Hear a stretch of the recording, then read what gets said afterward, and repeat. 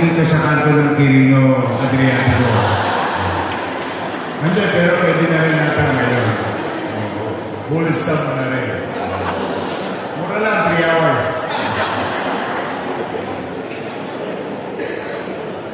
Ngayon, kung gusto niyo kumain, Korean, Hapon, lahat ng Korean ng pagkain, medyo maayos ang kuwan, ay dito sa Kalate, marami kayo makakainan.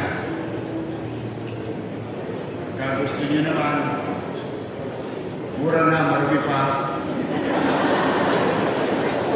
Matibay-tibay kayo. Marami kami dito sinusuportahan for the first time that where the government, your city government, regulated and created, alam niyo po, what is CSR? Results matter. You cannot lie with numbers. For the past 7 months, I am excited and hopeful by the time may produkto na 4 years from time ang lungsod ng Maynila.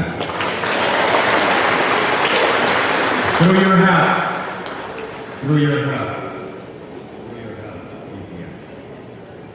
again, I'm not asking too much.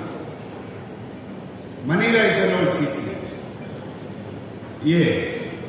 If you want beautiful buildings, I will redirect you to Taguig. You'll see BGC there. Beautiful architecture, modern architecture. They have it there. Go to Makati, they have better buildings. You go to Pasig, in Ortigas, they have better buildings.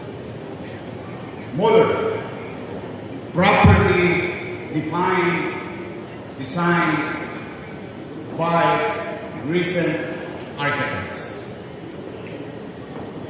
But they may have all those things, they may have all those things, good for them, but we are proud of an old city, a 500 plus year old city of Manila.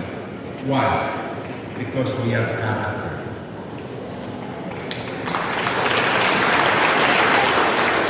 The soul of the country. And we have a lot of history. And in fact, some of you, if not most of you, have a story to tell in the city of Manila. Having said that,